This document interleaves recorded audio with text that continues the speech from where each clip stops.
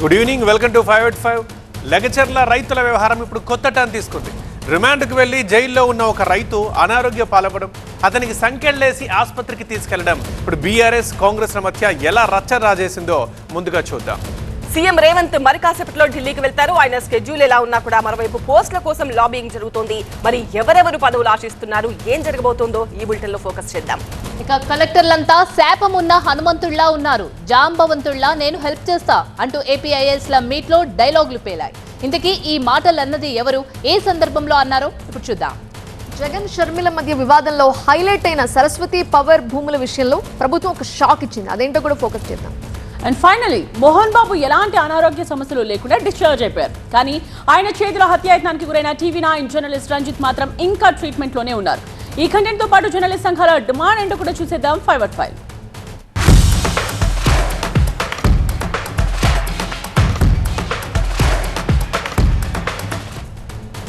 తెలంగాణలో మరోసారి లగచర్ల రైతుల ఇష్యూ రాజుకుంది. అనారోగ్య పాలైన రైతు హీరియా నాయక్ని బేడీలు వేసి ఆసుపత్రికి తరలించడంపై విపక్షాలు భగ్గుమన్నాయి. రేపు ఘటనపై విచారణకు ఆదేశించారు సీఎం రేవంత్ రెడ్డి. రైతుకు సంకెళ్లు వేసి ఆసుపత్రికి తరలించడంపై బీఆర్ఎస్ నేతలు కేటీఆర్, హరీష్ రావులు మండిపడ్డారు. సంకెళ్లేసి తీసుకెళ్లడానికి హీరియా నాయక్ ఏమైనా ఉగ్రవాద అని ప్రశ్నించారు హరీష్ రావు. గుండెపోటు వస్తే కరడుగట్టిన నేరస్తుని కూడా అంబులెన్స్లో తరలిస్తారని, అలాంటిది అన్నదాతకు హార్ట్ అటాక్ వస్తే సంకెళ్లు వేసి పోలీసు వాహనంలో తరలించడం అమానవీయమన్నారు బీఆర్ఎస్ వర్కింగ్ ప్రెసిడెంట్.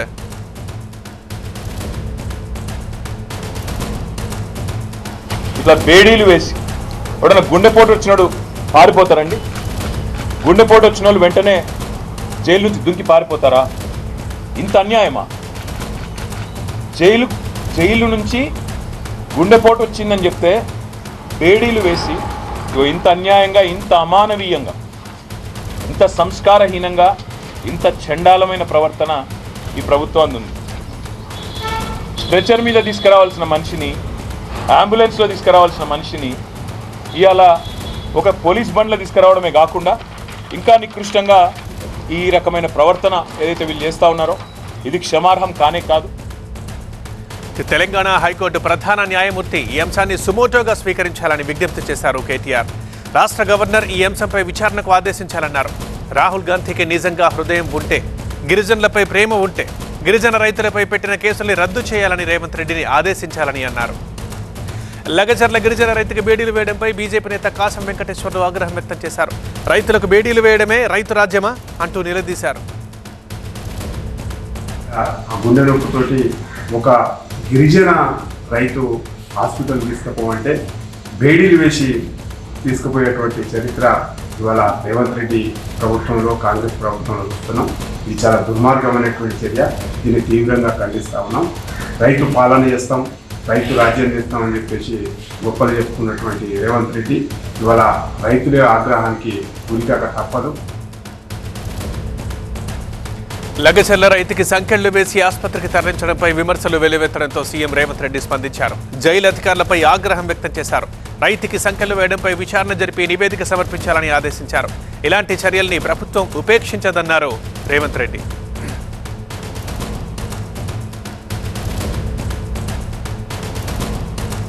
రెడ్డిగా ప్రతినిధి ప్రభాకర్ అడిగి మరింత సమాచారం తెలుసుకుందాం. ప్రభాకర్, విపక్షాలు విమర్శిస్తున్నాయి అండ్ సీఎం కూడా సీరియస్ అయ్యారు. అసలు పోలీసులు మరి అలా ఎందుకు చేశారు అండ్ ఆయన ఆరోగ్యం ఎలా ఉంది? రైట్, నిన్న రాత్రి ఛాతీ నొప్పికి గురైన హిరియా నాయక్ను పోలీసులు ఆసుపత్రికి తరలించే క్రమంలో బేడీలు వేసి తీసుకెళ్లడం ఇప్పుడు రాష్ట్ర వ్యాప్తంగా సంచలనంగా మారింది. కేటీఆర్ దీన్ని ప్రస్తావించడం, హరీష్ రావు ఎక్స్లో పోస్ట్ చేయడం వల్ల ఇది మరింత రాజుకుందని చెప్పాలి.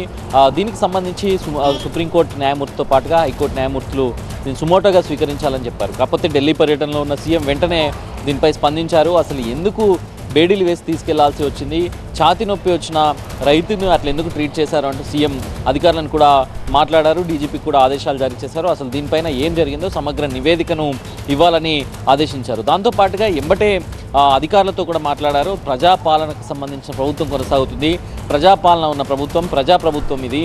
సో దీంట్లో గతంలో బీఆర్ఎస్ ఖమ్మంలో రైతులకు బేడీలు వేసినప్పుడే మనం నిలదీసాం. ఇప్పుడు ఈ రకంగా ఎందుకు వ్యవహరించాల్సి వచ్చిందో చెప్పాలంటే కూడా సీఎం అధికారులను అట్లాగే అక్కడున్న వారిని ఆదేశించారు. వెంబటే ఆ రిపోర్ట్ కూడా కావాలని అడిగారు. సో ఇది మొత్తం ఇప్పుడు రచ్చగా మారింది. ఇంకా కొంతమంది ఖైదీలు కూడా చాలా అనారోగ్యంగా ఉన్నారు. వారికి సంబంధించిన స్టేటస్ను కుటుంబ సభ్యులకు కూడా తెలపట్లేదు. ఈవెన్ పట్నం నరేందర్ రెడ్డికి సంబంధించి కూడా అనారోగ్యంగా ఉన్నారు అంటూ కేటీఆర్ చెప్పారు. వారికి సంబంధించిన 40 మంది ఖైదీలు ఇంకా ఉన్నారు. సో వారికి సంబంధించిన హెల్త్ రిపోర్ట్ని అంతా కూడా బయటపెట్టాలి, కుటుంబ సభ్యులకు సమాచారం ఇవ్వాలి, వాళ్ళ రాజ్యాంగ హక్కులను భంగం వాటిల్లేలాగా చూస్తున్నారు అనేది అయితే కేటీఆర్ చెప్తున్నారు. సో అవసరమైతే మరోసారి మెదక్ జైలుకి వెళ్ళి వాళ్ళందరినీ కూడా పరామర్శిస్తాం, మరోసారి దీనిపైన ఉద్యమం కూడా చేపడతాం అనేది అటు ప్రతిపక్షాలు చెప్తుంటే ప్రభుత్వం మాత్రం దీనిపైన సీరియస్ ఎంక్వైరీ కండక్ట్ చేస్తామనేది ప్రభుత్వం చెప్తుంది. రైట్ ప్రభాకర్. రాజస్థాన్ నుంచి ఢిల్లీకి చేరుకున్నారు సీఎం రేవంత్ రెడ్డి. దానికి సంబంధించిన బ్రేకింగ్ న్యూస్ మనం చూస్తున్నాము. మరో పావు గంటలో కేంద్ర మంత్రి కిషన్ రెడ్డితో భేటీ అవుతారు. రాత్రి 7 గంటలకు కేంద్ర విద్యాశాఖ మంత్రి ధర్మేంద్ర ప్రధాన్తో మీటింగ్ ఉంటుంది. ఆ తర్వాత రవాణా శాఖ, రహదారుల శాఖ మంత్రి నితిన్ గడ్కరీతో కూడా భేటీ అవుతారు. ఈ రాత్రికి ఏఐసీసీ పెద్దలతో రేవంత్ రెడ్డి భేటీ అయ్యే అవకాశం ఉంది. విజయోత్సవాల సందడిని వాళ్లకు వివరించే ఛాన్స్ ఉంది. కేబినెట్ విస్తరణ, నామినేటెడ్ పోస్టుల భర్తీ అవసరాన్ని చెప్పబోతున్నారు సీఎం రేవంత్. ఏఐసీసీ పెద్దల నుంచి గ్రీన్ సిగ్నల్ వస్తే పోస్టుల భర్తీపై ఫైనల్ చెక్ ఇవాళ ఉండబోతున్నట్టుగా కూడా తెలుస్తోంది. సంక్రాంతి నాటికే ఆయా పదవులపై లిస్ట్ విడుదలకు కూడా కసరత్తు చేస్తున్నట్టుగా తెలుస్తోంది. ఓవైపు మంతనాలు, మరోవైపు అధిష్టానానికి లేఖలు. తెలంగాణ కేబినెట్ లో చోటు కోసం నేతలు తీవ్ర ప్రయత్నాలు చేస్తున్నారు. స్టేట్ లోనే కాదు, ఢిల్లీలో కూడా గట్టిగానే లాబింగ్ చేస్తున్నారు. మరి రాష్ట్ర ప్రభుత్వం రెడీ చేసిన షార్ట్ లిస్ట్ లో ఎవరెవరి పేర్లున్నాయి? హైకమాండ్ మధ్యలో ఎవరున్నారు? ఆ 6 అదృష్టవంతులు ఎవరు కాబోతున్నారు?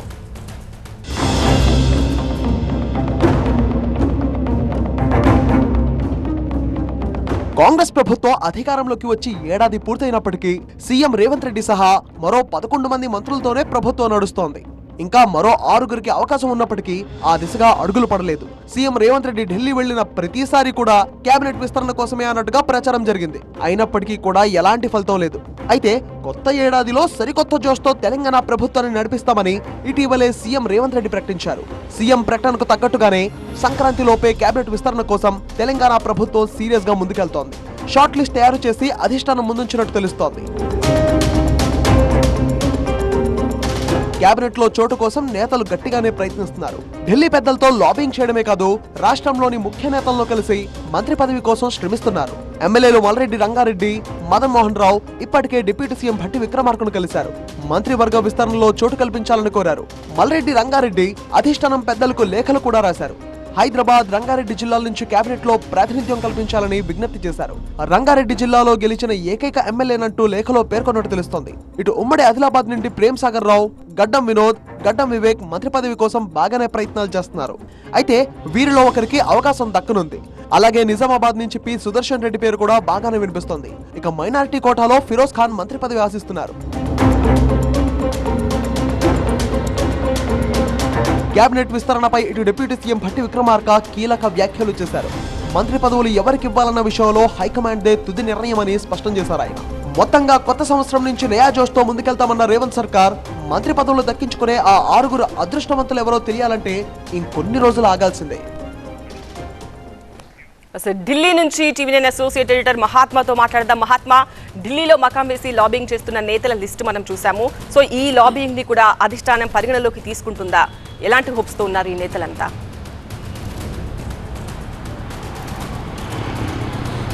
నేతలైతే తమ ప్రయత్నాలు తాము చేసుకుంటారు. ఎలాగైనా రాష్ట్ర మంత్రివర్గ విస్తరణలో చోటు సంపాదించాలన్న ఆశ చాలామందికి ఉంటుంది.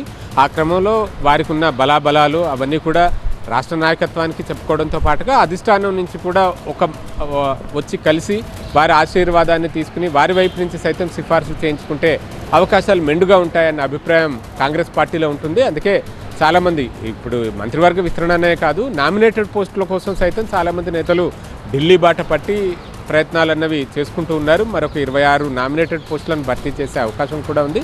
ఇక మంత్రివర్గంలో 6 ఖాళీలు అయితే ఉన్నాయి. ఆ 6టిని భర్తీ చేసే క్రమంలో మైనారిటీ ఈక్వేషన్ అనేది ఒకటి వర్కౌట్ చేస్తారు. ఎందుకంటే ఇప్పటిదాకా ఉన్న ఈ మంత్రివర్గంలో ముస్లిం మైనారిటీ సామాజిక వర్గానికి ప్రాతినిధ్యం లేదు కాబట్టి ఆ కోటాలో ఎవరికి వారుగా మాజీ మంత్రి సీనియర్ నేత షబ్బీర్ అలీ, ఇటు హైదరాబాద్ పాత బస్తీకి చెందిన ఫిరోజ్ ఖాన్, వారిద్దరూ కూడా పోటీ పడుతున్నారు. వారితో పాటు ఆల్రెడీ ఎమ్మెల్సీగా ఒక పత్రికాధినేత రీసెంట్గా ఎన్నికయ్యారు. ఆయనను సైతం పరిగణలోకి తీసుకునే అవకాశం ఉంది. అలాగే ఓబీసీ కోటాలో చూసుకుంటే బీసీ సామాజిక వర్గాల్లో అత్యంత ఎక్కువ సంఖ్యలో ఉన్న ముదిరాజ్ సామాజిక వర్గానికి చెందిన శ్రీహరి, ఆయన పేరు కూడా వినిపిస్తూ ఉంది. ఈ ఇద్దరు కాకుండా మరొక 4, ఆ 4గిట్లోనే పోటీ ఎక్కువగా కనిపిస్తూ ఉంది. అందులో కోమటిరెడ్డి రాజగోపాల్ రెడ్డి, వివేక్, ఈ ఇద్దరు పార్టీలోకి తిరిగి వచ్చే క్రమంలో మంత్రి పదవి ఇస్తామన్న హామీ వారికి అధిష్టానం నుంచి అందినట్టుగా తెలుస్తూ ఉంది. ఈ క్రమంలో వారు కూడా గట్టిగానే ప్రయత్నాలు చేస్తున్నారు తమకి ఇచ్చిన హామీని నిలబెట్టుకోవాలని చెప్పేసి. దాంతోపాటు ఉమ్మడి హైదరాబాద్ రంగారెడ్డి జిల్లాల నుంచి రాష్ట్ర మంత్రివర్గంలో అసలు ప్రాతినిధ్యమే లేదు.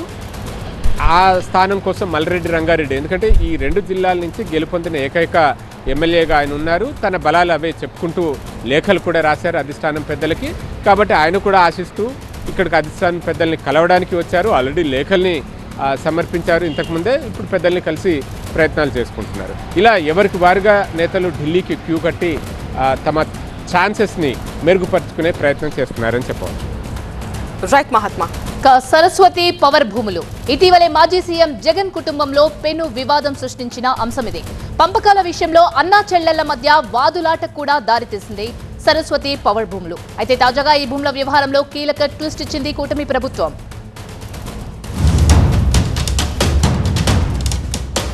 వివాదాస్పద సరస్వతి పవర్ అసైన్డ్ భూములపై కీలక నిర్ణయం తీసుకుంది ఏపీ ప్రభుత్వం. మాచవరం మండలంలో 17.69 ఎకరాల అసైన్డ్ భూమిని వెనక్కి తీసుకుంటున్నట్టు ఉత్తర్వులు జారీ చేసింది. వేమవరంలో 13.80 ఎకరాలు, పిన్నెల్లిలో 3.89 ఎకరాలు వెనక్కి తీసుకుంటున్నట్టు స్థానిక తహసీల్దార్ ఉత్తర్వులు జారీ చేశారు. సరస్వతి పవర్ ఇండస్ట్రీస్ పేరిట ఉన్న 1515 ఎకరాల భూముల్లో అసైన్డ్ భూములతో పాటు అటవీ, ప్రభుత్వ భూములు కూడా ఉన్నాయనే ఆరోపణలు ఉన్నాయి. దీంతో తన మంత్రిత్వ శాఖ పరిధిలోకి వచ్చే అంశం కనుక దీనికి స్పెషల్ ఫోకస్ పెట్టారు డిప్యూటీ సీఎం పవన్ కళ్యాణ్. పల్నాడు జిల్లాలో పర్యటించి సరస్వతి పవర్ అండ్ ఇండస్ట్రీస్ కు చెందిన భూములను స్వయంగా పరిశీలించారు. ఏపీ ప్రభుత్వ ఆదేశాలతో ఏపీ రెవెన్యూ శాఖ కూడా పల్నాడు జిల్లాలోని సరస్వతి పవర్ ఇండస్ట్రీస్ భూములపై ఫోకస్ పెట్టింది. ఆ సంస్థకు చెందిన భూముల్లో అసైన్డ్ భూములు ఉన్నట్లు రెవెన్యూ అధికారులు గుర్తించారు. దీనికి సంబంధించి వివరణ ఇవ్వాలని సరస్వతి పవర్ ఇండస్ట్రీస్ యాజమాన్యంతో పాటు అసైన్డ్ రైతులు, అమ్మకానికి సహకరించిన మధ్యవర్తులకు నోటీసులు జారీ చేశారు. గురజాల నియోజకవర్గ పరిధిలోని మాచవరం, దాచేపల్లి మండలాల పరిధిలో 1500 ఎకరాలకు పైగా భూములను సరస్వతి సంస్థ కోసం వైఎస్ హయాంలోని ప్రభుత్వం కేటాయించింది.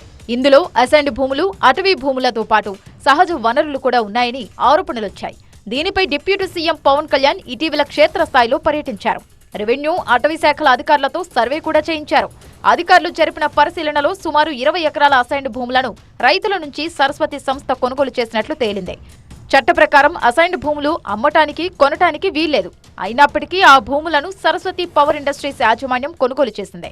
ఈ క్రమంలోనే యాజమాన్యం రైతులు, మధ్యవర్తుల వివరణ కోరుతూ నోటీసులు జారీ చేశారు రెవెన్యూ శాఖ అధికారులు. ఇక సరస్వతి భూములకు సంబంధించి మొదటి నుంచి వివాదం నడుస్తోంది.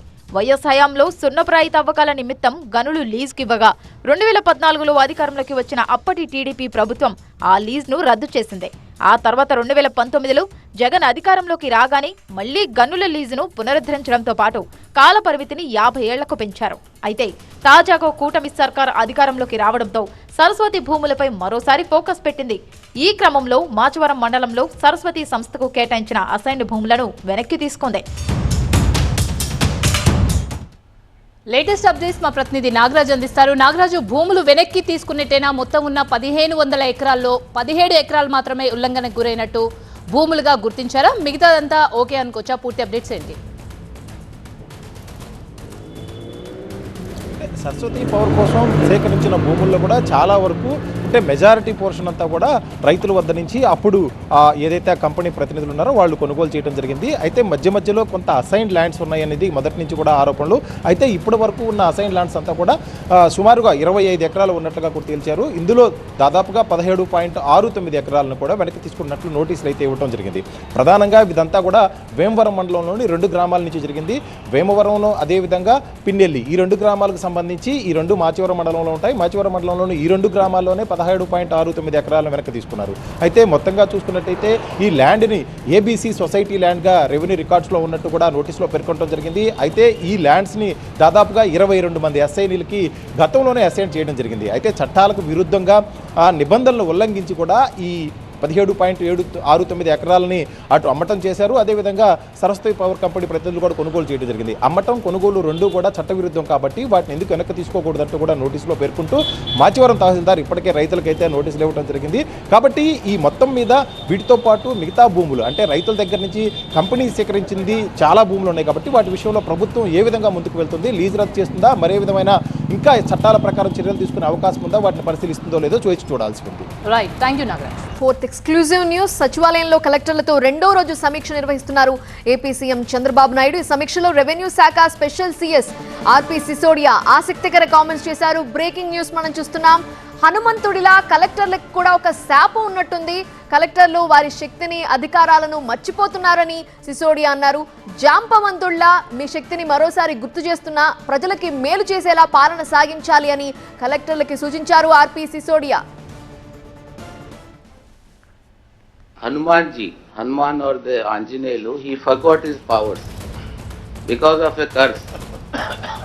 There was a శాపం. ఆంజనేయులు స్వామికి ఒక ఋషి అప్పుడు శాపం ఇచ్చాడు. ఏంటంటే పవర్స్ ఉన్నా కూడా నువ్వు మర్చిపోతావు, అవసరం ఉండేటప్పుడు ఆ పవర్స్ నీకు పనికిరావు. Now Ravan has taken away Sita. So they went to that sea shore. Now they're looking for somebody who can jump across Lanka. And Jambavant, another character, he tells Hanuman, you are capable, you go. No, how can I cross? This is a huge sea. I don't have the capacity. Then he reminds him. Then he realizes. So that curse is broken. I am Jambavant and you are 26 Hanuman. And 26 more in terms of SPs. So RP Sisodia వ్యాఖ్యలు మనం చూసాము. ఏ సందర్భంలో ఇలా కలెక్టర్స్కి curse ఉందని ఆయన అన్నారు? వివరాలు అందించడానికి మా అసోసియేట్ ఎడిటర్ ఈశ్వర్ లైవ్లో సిద్ధంగా ఉన్నారు. ఈశ్వర్, ఎందుకు ఆర్పీ సిసోడియా ఎలా అన్నారు? అలానే ఈ రెండో రోజు సమీక్షలో ముఖ్యమంత్రి కలెక్టర్లకు ఇంకా ఎలాంటి ఆదేశాలు ఇచ్చారు? ముఖ్యంగా ఉద్యోగ కల్పనకు సంబంధించి ఆయన స్పెషల్గా ఫోకస్ చేసినట్టుగా తెలుస్తోంది. Real essence of the collectors conference is that only what RP Sisodia చెప్పారో, అది కలెక్టర్ని ఎంపవర్ చేయడం, వాళ్ళని స్ట్రెంగ్తన్ చేయడమే కీలక లక్ష్యంగా ఈరోజు కలెక్టర్ల సదస్సు జరుగుతోంది. కలెక్టర్లు ఫేస్ ఆఫ్ ద గవర్నమెంట్గా ఉంటారు. వాళ్ళు ప్రభుత్వం తీసుకున్న నిర్ణయాలని అమలు చేయడంలో వేగంగా అమలు చేయడం కావచ్చు, సమర్థవంతంగా అమలు చేయడం కావచ్చు, లేకపోతే ప్రజల పర్సెప్షన్లకు అనుగుణంగా అమలు చేయడం కావచ్చు. ఇట్లాంటి వాటిని చేయడానికి అనుగుణంగా వాళ్ళని తీర్చిదిద్దడానికి ఈ ఎగ్జాంపుల్ని చెప్పారు. చాలా ఆప్ట్గా ఆ ఎగ్జాంపుల్ అక్కడ కనిపించింది. కలెక్టర్లు చాలా ఇప్పుడు నిన్న కూడా పవన్ కళ్యాణ్ ఓపెనింగ్ రిమార్క్స్లో కూడా చాలా అక్రమాలు జరుగుతున్నా కూడా వాటికి సాక్షులుగా నిలుస్తున్నారే తప్ప వాటిని అడ్డుకునే ప్రయత్నం కలెక్టర్లు చేయట్లేదు అన్నది ప్రధానమైన ఆరోపణ.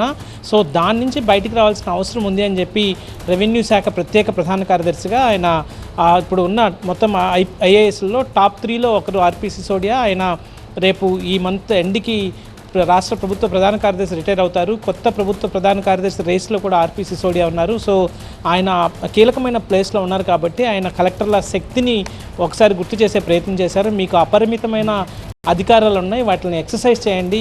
హనుమంతుడికి శాపం ఉన్నట్టు మీకు ఉన్న అధికారాలను ఉపయోగించడం లేదు. మరొక ఉదాహరణ కూడా చాలా ముఖ్యమైన ఉదాహరణ కూడా చెప్పారు. చాలామంది తల్లిదండ్రులని పిల్లలు వాళ్ళ కొడుకులు ఆస్తులు తీసుకుని తరిమేశారు. వాళ్ళందరూ జంక్షన్ల దగ్గర, ట్రాఫిక్ సిగ్నల్స్ దగ్గర యాచిస్తున్నారు. అట్లాంటి వాళ్ళని గుర్తించి ఆ పిల్లలకి నోటీసులు ఇవ్వండి. ఆ అధికారం కూడా మీకుంది. సిఆర్పిసి 133 ప్రకారం దాన్ని ఎక్సర్సైజ్ చేయండి. మీరు రెగ్యులేటరీ పవర్స్ ఉన్నాయి, అవి వాడట్లేదు, అవి వాడండి అని చెప్పి ఆయన చెప్పే ఉద్దేశం చెప్పాడు. అలాగే ఎంప్లాయ్మెంట్కి సంబంధించి కూడా కీలకంగా ఈరోజు డిస్కషన్ అయింది. మొత్తం ఈ 5 ఏళ్లలో 20 లక్షల మందికి ఉపాధి కల్పించాలి. వాటిలో ప్రధానమైన సెక్టార్స్ ఏమున్నాయి వాటిని గుర్తించాలి. ఐటీకి సంబంధించి ఒక 5 లక్షల ఉద్యోగాలకి వరకు ఇవ్వచ్చు. అలాగే టూరిజం కావచ్చు, ఇండస్ట్రీస్ కావచ్చు, ఎంఎస్ఎంఈ కావచ్చు, ఇట్లాంటి కీలకమైన రంగాలను గుర్తించి కీలకమైన ప్రాంతాల్లో వ్యూహాత్మకంగా ముందుకు వెళ్తూ 20 లక్షల మందికి ఉపాధి కల్పించాలన్న లక్ష్యంతో కలెక్టర్ సదస్సు అవుతుంది. సో మొత్తానికి కలెక్టర్ని గవర్నెన్స్ని స్ట్రెంగ్తన్ చేయడం కావచ్చు, లేకపోతే వేగంగా ప్రభుత్వ పథకాలను ముందుకు తీసుకెళ్లడం కావచ్చు, లేకపోతే లేకపోతే సోషియో ఎకనామిక్ స్టేటస్ని మార్చే ప్రయత్నం కావచ్చు, ఇట్లాంటి వాటి అన్నింటినీ గురించి గుర్తిస్తూ వాళ్ళకి సంబంధించి కలెక్టర్లకి దిశానిర్దేశం చేస్తూ ముఖ్యమంత్రి అత్యంత సీనియర్ ముఖ్యమంత్రి కాబట్టి ఆయన డైరెక్షన్లో చాలా ఆసక్తికరంగా సమావేశాలు రెండో రోజు కూడా సాగుతున్నాయి. ఈ మరి కాసేపట్లో లా అండ్ ఆర్డర్కి సంబంధించి చాలా కీలకమైన రివ్యూ జరగబోతుంది. అనంతరం రాత్రి ఈరోజు సెషన్ ముగియబోతుంది. Over to studio. ఇక మోహన్ బాబు దాడిలో గాయపడిన టీవీ9 జర్నలిస్ట్ రంజిత్ కు హైదరాబాద్ యశోద ఆసుపత్రిలో సర్జరీ పూర్తయింది. తీవ్రంగా దెబ్బతిన్న జైగోమాటిక్ ఎముకను డాక్టర్స్ బృందం 3 గంటల పాటు శ్రమించి సరిచేసింది. సర్జరీ తర్వాత రంజిత్ ను టీవీ9 మేనేజింగ్ ఎడిటర్ రజనీకాంత్ పరామర్శించారు. అటు మోహన్ బాబును అరెస్ట్ చేయాలంటూ జర్నలిస్టులు నినదిస్తున్నారు.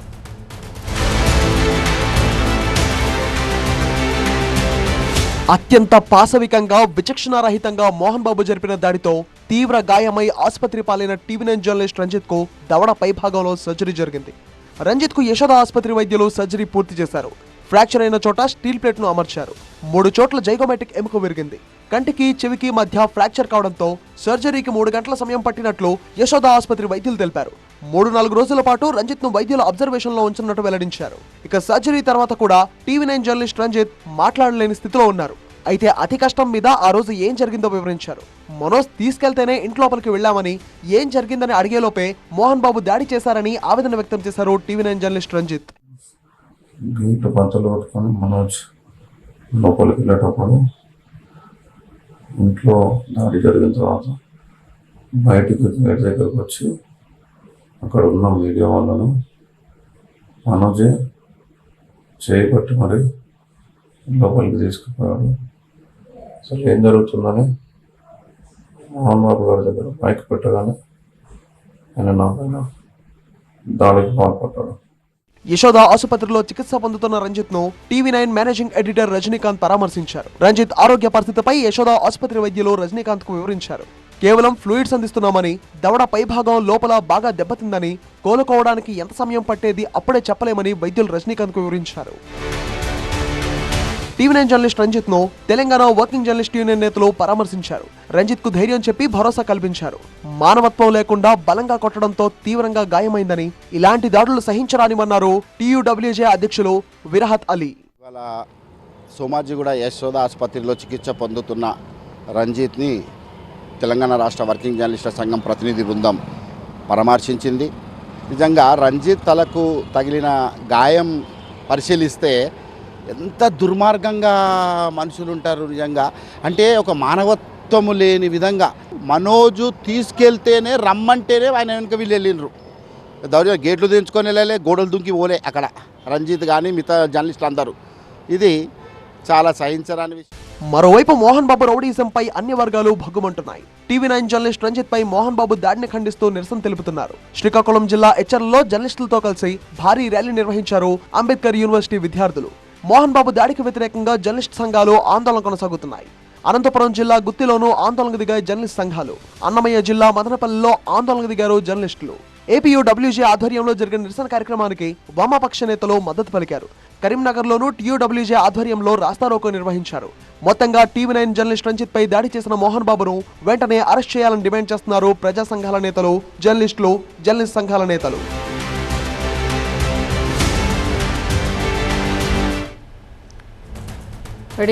ఇదే విషయానికి సంబంధించిన కంప్లీట్ డీటెయిల్స్ అందించడానికి బ్యూరో చీఫ్ విజయ్ లైవ్లోనే ఉన్నారు.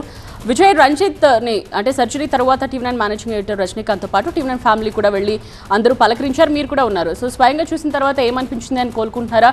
అండ్ ఆందోళనలు చేస్తున్న జర్నలిస్టుల నెక్స్ట్ యాక్షన్ ప్లాన్ ఎలా ఉండబోతోంది? మోహన్ బాబు చేసిన దాడిలో గాయపడినటువంటి టీవీ9 జర్నలిస్ట్ సంబంధించిన హెల్త్ దాదాపుగా కొంత రికవరీ అవుతుంది. అయితే ఆయన సర్జరీ అయిన తర్వాత కొంత మాట్లాడిన పరిస్థితిలో ఉన్నారు. ఈ ఇష్యూకి సంబంధించి ఇంకా రాష్ట్ర వ్యాప్తంగా ఆందోళనలు కొనసాగుతున్నాయి. ఇప్పటికే మోహన్ బాబు పైన అటెంప్ట్ మర్డర్ కింద కేసు నమోదైన పరిస్థితి. ఇప్పటివరకు అనేక కేసులో కావచ్చు ఎక్కడ కూడా అటెంప్ట్ మర్డర్ కేసు అనేది పెట్టలేదు. కానీ మోహన్ బాబు పైన రాచకొండ పోలీసులు, బహాడేశ్వరి పోలీసులు అటెంప్ట్ మర్డర్ కింద కేసు పెట్టారు. ఈ కేసులో మోహన్ బాబుని అరెస్ట్ చేయాలన్నది తదుపరి డిమాండ్గా జర్నలిస్ట్ సంఘాలన్నీ కూడా ముక్త కంఠంతో ఖండిస్తున్నాయి. ఎందుకంటే ఆయన చేసినటువంటి దాడి అత్యంత పాశవికంగా దాడి చేయడం, 3 గంటల పాటు టీవీ నైన్ జర్నలిస్ట్కి జరిగిన సర్జరీ కావచ్చు, ఆ తర్వాత ఆయన ఇంకా మాట్లాడిన పరిస్థితి, నెల రోజుల పాటు ఆయన ఎలాంటి ఎక్కువగా మాట్లాడకూడదని కూడా డాక్టర్లు చెప్తున్న పరిస్థితి. కాబట్టి ఈ మొత్తానికి కారకుడైన మోహన్ బాబు పైన కఠిన చర్యలు తీసుకోవాలని ప్రధానంగా జర్నలిస్ట్ సంఘాలు డిమాండ్ చేస్తాయి. దాంతోపాటు ఈ కేసుకి వచ్చి చూస్తే ఈ కేసులో మోహన్ బాబు కొద్దిసేపు క్రితమే కాంటెంట్లో హాస్పిటల్ నుంచి ఆయన డిశ్చార్జ్ అయ్యారు. ఇప్పటివరకు ఆయన నుంచి ఎలాంటి స్టేట్మెంట్ కావచ్చు, లేకపోతే మీడియా పైన జరిగిన జారీకి సంబంధించి ఇంతవరకు మాట్లాడలేదు. కానీ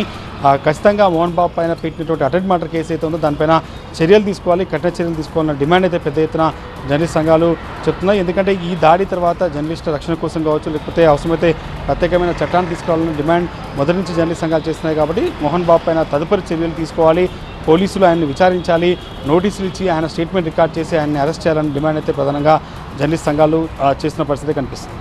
రైట్ విజయ్, ఇది 5/5 బ్రేక్ తర్వాత స్టోరీ గేట్. చూస్తూనే ఉండండి TV9.